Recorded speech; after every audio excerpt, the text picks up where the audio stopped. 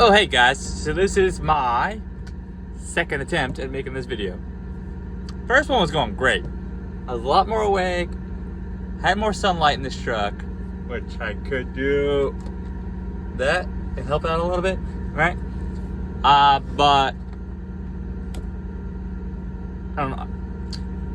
As soon as I'm 8 minutes in making the other video, I get a call from the shop because I was in line at a TA, Petro, whatever. Get a fucking tire fixed, right? Damn receiver blowing a hole in my tire. Gave me this nail that's about that long. 3 hours, all the air was out of the tire. So it was a pretty big hole too. And then I didn't know how I ran over a nail at first. So did some hard pivoting. So I must have flexed the tire just right too. Cause it was still dark, right? But anyways, debeated it, and I did the. See, I learned something. I remember something when I was working with Knight, right? Because for those who've been around, know I started with Knight. With these auto inflates, you can beat a tire on again, right? Depends on how extreme it is, which is why I want to get the auto inflate. It's near the top of my list. I'm almost to it on the drives. Because if I have a flat tire or something, I can put it back on the fucking bead most of the time. And for those who don't know what the bead is, pretty much just means contact, right? That little ring on the ring that hugs the ring of the tire, that hugs the rim, that's the bead. Best way to explain it. Best way to explain it. People call me wrong, whatever, but that's the best way. Alright, pop the bead. You pretty much pop in the seal. It's a seal, right? Because there's not tubes in these. It's just you need for example, you want to make sure your rim. Any good tire shop will make sure your rim is smooth before they mount any new tire, because that alone will prevent the bead from sealing.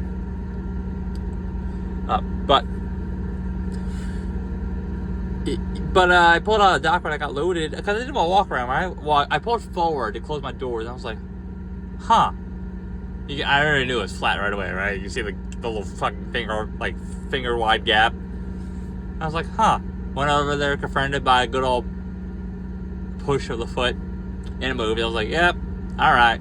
So I turned out dock. I was like, I'm gonna go back and forth slowly. Okay. And when I say back and forth, turned right, had to go up 100 feet, 200 feet to get the trailer straight, and then I backed up fucking 400 feet straight. And that didn't do anything, so. And I saw a nail in the tires. I was like, well, I gotta get patched. I said, fuck it, let's send it. Got on the highway. It sealed on the highway at some point. Yeah. So, there's ways to get a tire to bead itself, and one of those is heat. So that's why I said, fuck it, I sent it. I was like, let's get this tire warmed up. Nothing else, I need a new tire. Man, yeah, I wasn't limping it. I was doing highway speeds. I was doing 65, right? I said, fuck it, I'm gonna send it. Downside was, I was committed to sending it 100 miles away to this truck stop to get it fixed, right? I'm not there anymore, obviously. Well, not obviously, but to me, it's obvious to me I'm not there anymore. My plan worked. It wasn't my first go, but yeah, that place was also small. There's no way in hell I was gonna be able to sit there and wait for a road call, which the company was not gonna do. They're gonna ask me to limp it somewhere, because you're not paying $1,500 base, just road call, right? $1,500, just regardless, right? They come out, right? Fun fact, okay? When I blew my drive tire, blew my drive tire apart. The one that had 3 holes on it, the old tires, right? Came with this truck. Originally, I didn't know it had holes. I thought I just popped the bead because it was only one tire, and it was the tread depth difference was pretty noticeable. So I was doing some pretty hard 90 degree back in there, jacking it in on some recently resealed asphalt. I thought I just popped it because it got a little too slippery. It flexed just right and popped it. I literally called for a road call because nothing was within an hour driving distance, and honestly, I kind of wish I fucking drove. Kind of wish I did. Kind of regret. But hey, I learned from that, right? But I called for somebody to come out and just put it back on the beat. They did. But it was fucking like, what was it, like $1,200 just for them to come out? That's why I said fuck it. When they came out, like I said, fuck it. I'm already paying for those roll calls. Bring me tires, right? They were nice. They actually did not charge me to go get tires to come back. That is nice, because a lot of the companies will. So they did help me out a little bit. They didn't have to do that. That could have been another $500 to $600, right? Because they had to go out of the way and come. It was like 2 hours round trip, right, for them to go and come back. And he brought help too, so he didn't even charge me for the help. Because I had them put 4 tires on. I was like, well, I'm already paying for a roll call. Bring 4 tires. Didn't want to. Hindsight is I probably should have limped it and saved myself about $1,000. Yeah, whatever. All right, so that tire's fixed. Well, it's not fixed. It's a new tire. They couldn't patch it. Downside is about sending it like I did. I did kind of bend the nail and rip the hole and to a point where they couldn't seal it. They couldn't get a clean seal, and well, a tire shop probably would have fucking made the hole bigger and then cleaned it up, you know, because when I bent the nail, it kind of kicked back onto the outside of the tire, so it kind of created a nick there, right? Which couldn't tell if it went all the way through or not. And then it kind of bent back and then bent into the tire, so the hole kind of got stretched a little bit, and tire shop probably would have pulled it out, cut out that little nick in there, and then smooth it out, and then try to patch it anyways. Whatever. The company put a recap on. So, but it wasn't bad. They called me in about an hour early. But I was like, while I'm there, I'm gonna get a new fitting on the truck. So, all the problems beneath the hood are fixed. So there were 6 air leaks underneath the truck, or underneath the hood, between the air governor and the compressor. All of them were fixed.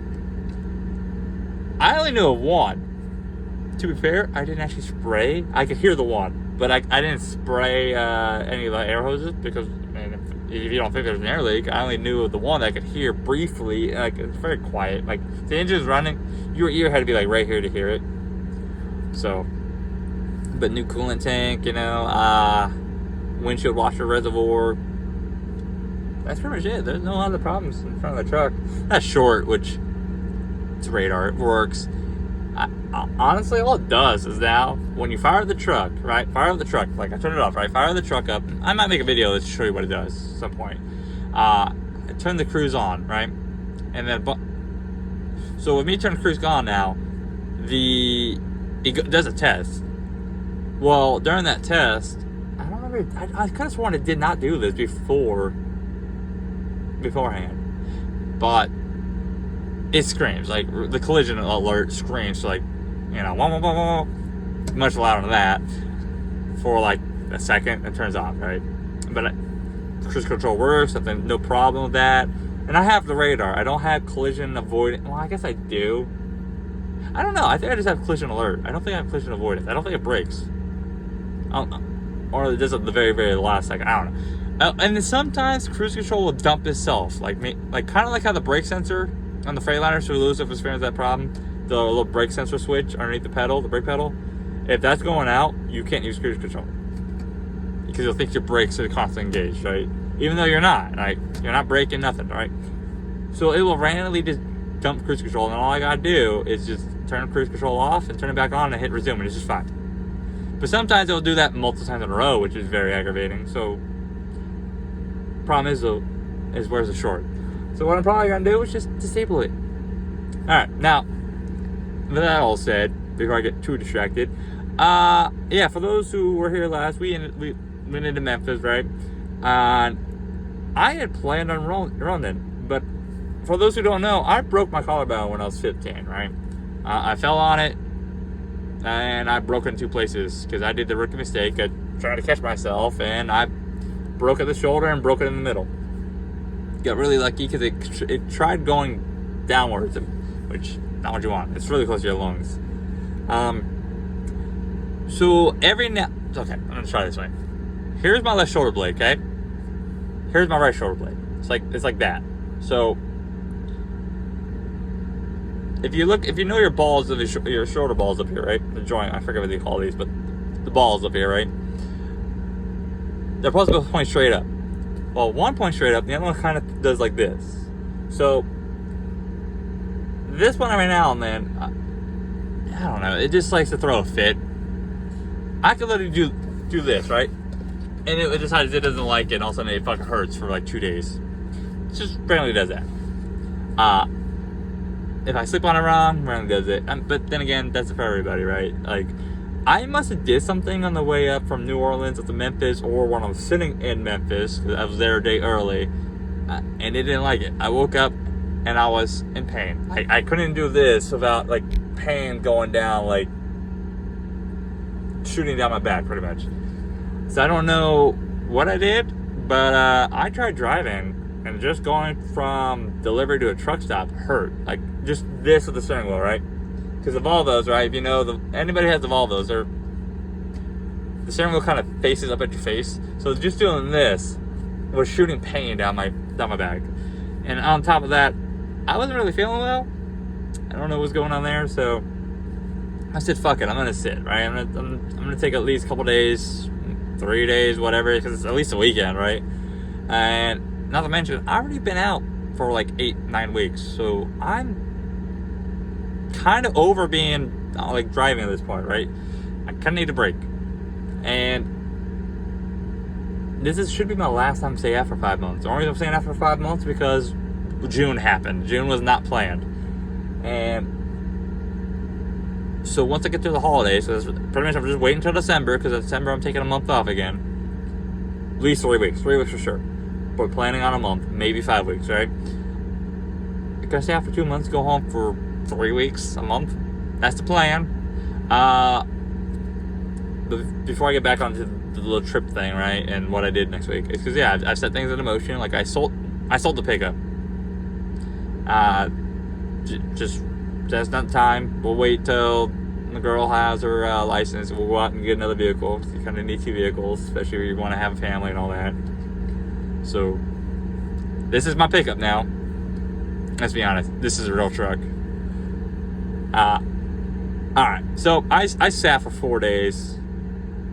Well, really 5. You want to count that fact I got to my delivery day early. So Friday, Saturday, Sunday, Monday, Tuesday, grabbed a load Wednesday. In hindsight, I probably should have sat for the rest of the week, finish out the week. But me being me and me being a little bit of workaholic, I was ready to go.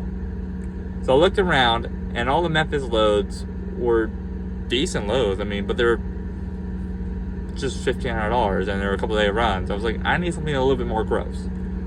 Now, I did something I probably need to stop doing, but I went down to Florida again, right?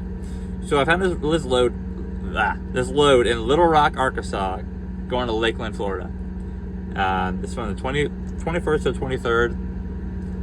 They paid $3,000. They weren't giving up more than that. I tried. They said no.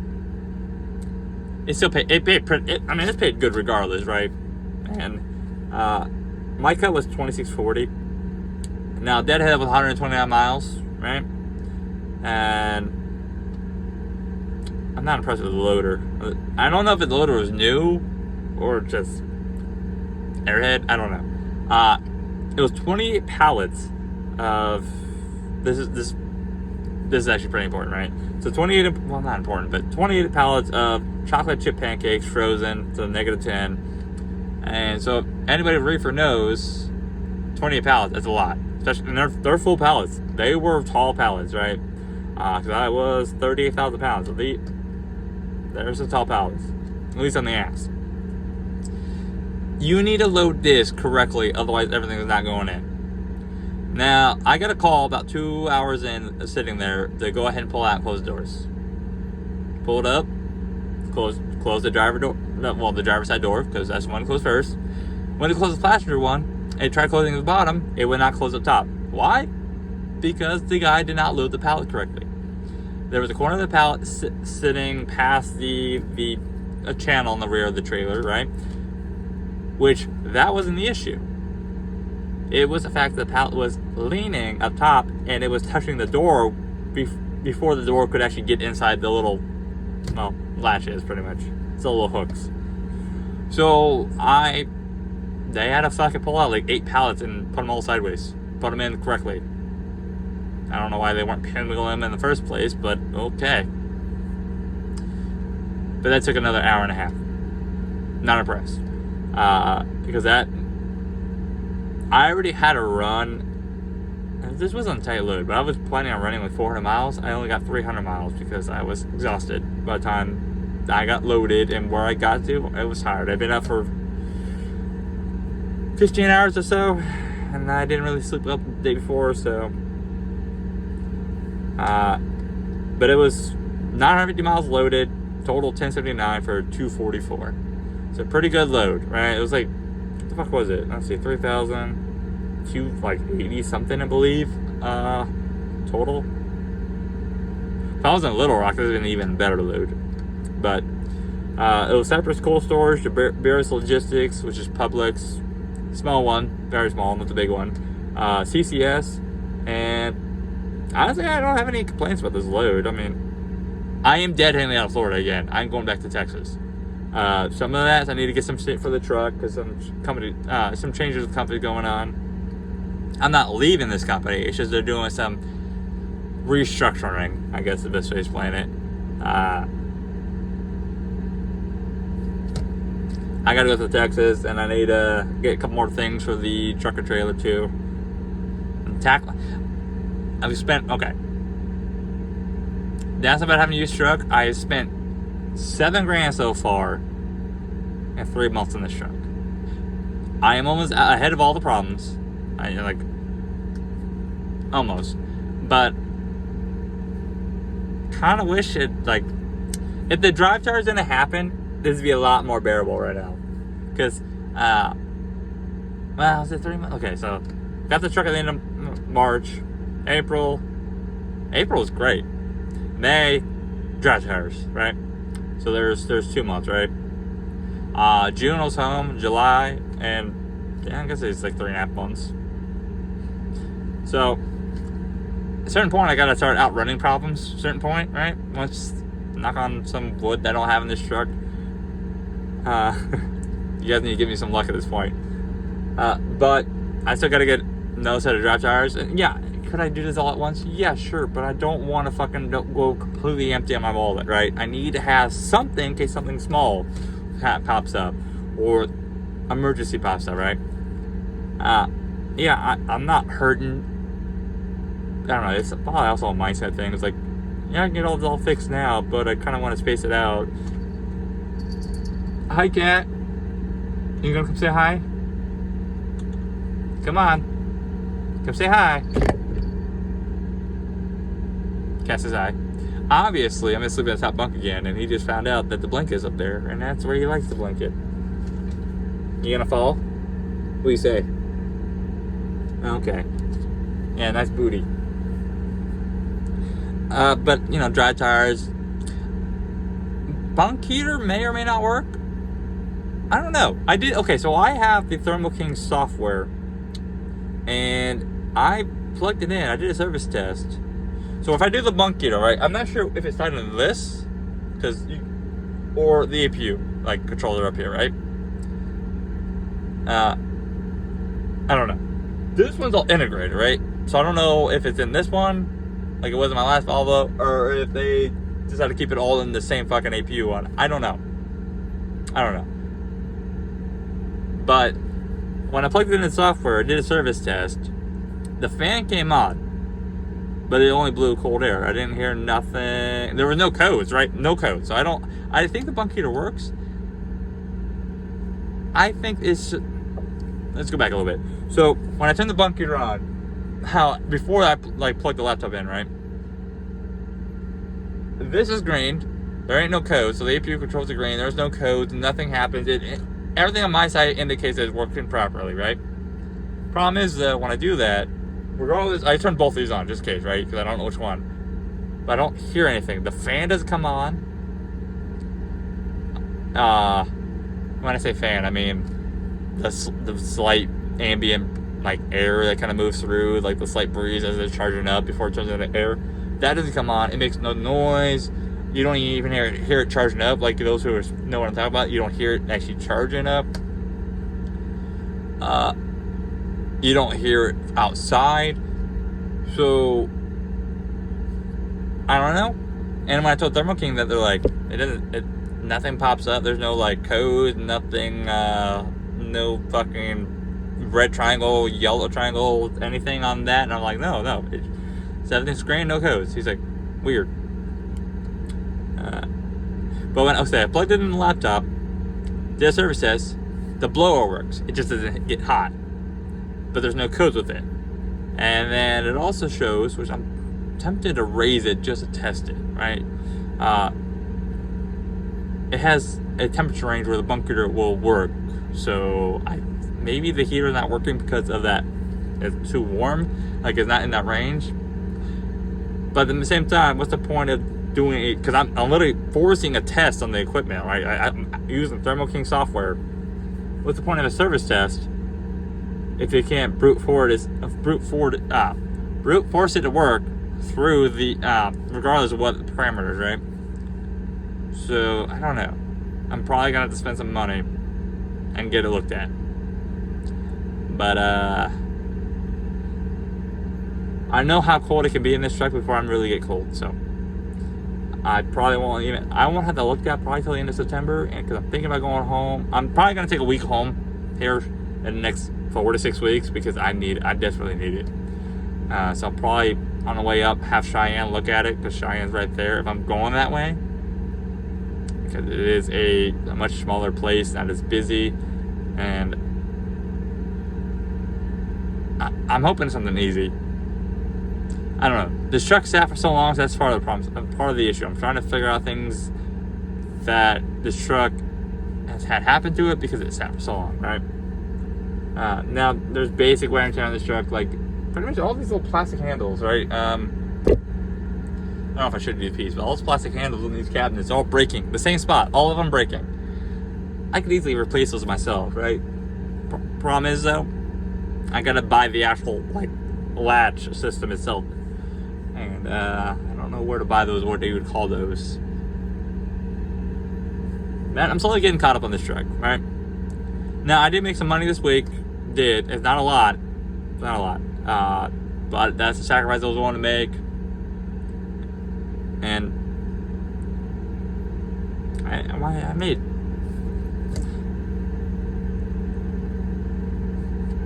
over 50% of it was profit, so whatever. If I had my own trailer, it'd be a lot profit. A lot. This trailer fucking sucks when this trailer sucks when you don't run miles. Like I only did like 80 miles. Plus a little bit today. I'm getting ready to dead hit. I'm up in the Panhandle, Florida, dead heading to Texas because that was a bit of the reason why I said in hindsight I probably should have sat for the rest of the week. But I will make more money dead heading to Texas than spending $300 out of my own pocket because this truck is an MPG empty. So what you fucking do? I already got a load for $1,200. $1,200 to go. What? 400 miles? Day run, picks up Monday, delivers Tuesday. So I can still make some pretty good money next week. And the fuel I got in this truck will get me over halfway before I get fuel. So it is what it is. It is. Now I knew it was gonna be a problem, but I don't know. I'm so ready for winter rates. So ready for it. I'm ready to go up north and make some money. But I definitely need my bunker to do that shit. I ain't fucking having no bunk heater going up north again. Like, no. I can fucking sleep in 30 degrees in the truck, right? Well, 40 degrees in the truck. Like, when I got this truck, it was still getting like 37 degrees, 30 degrees for low, and be like 38, 45 in this truck. I slept, I got a little chilly. And honestly, a heated blanket would be just fucking fine. Like, heated blanket, it'd be fine. If the truck wasn't chilly a little bit inside, I'd be fine. 'Cause I didn't wake up cold in bed. That's your sign. If you're waking up cold in bed, it's too cold. If you're waking up and getting out of bed and then you're cold, that ain't dangerous, okay? But it is what it is. I do have a heating pad, just in case though. Just in case. Every now and then you might run into this fucking too early winter storm type shit, right? Make fucking dump snow middle September. Like fuck, when was it? I think it was 2015. Casper got my city got hit with was it 18 inches of snow? I think it was like the first week of September. Yeah. You never know. So I have just in case things, and a heating pad is not what I really want, but hey, that's better than nothing. That will heat you up. But I may be looking for a driver in this truck though. I don't know. I don't want to say for sure, but I may be looking for a driver for this truck. What I'm kind of thinking, don't take it for granted. Don't take it as gospel yet, but I'm kind of thinking like $1,500 a week, pay salary right now. These shitty ass rates. I mean, that's honestly salary is kind of nice, as long as. But who knows? Debating what I want to do. I'm looking at a couple options in the future. But anyways, God, the fucking trolls are gonna love this one. Anyways, you guys stay safe out there. Catch you next time. Bye.